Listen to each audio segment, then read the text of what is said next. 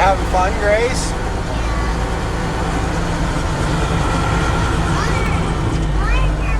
Yeah, you like looking at the water? Holy bumpy. Dump truck sprung an oil leak. Get down here scraping all the stuff off this oil pan, and it looks like the bottom of it has been cut off and welded back on.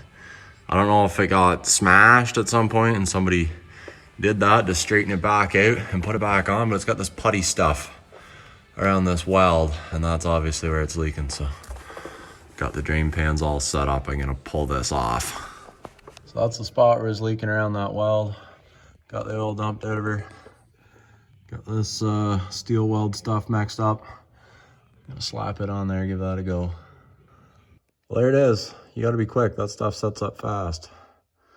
Let that cure for a day or so, then put some oil back to her.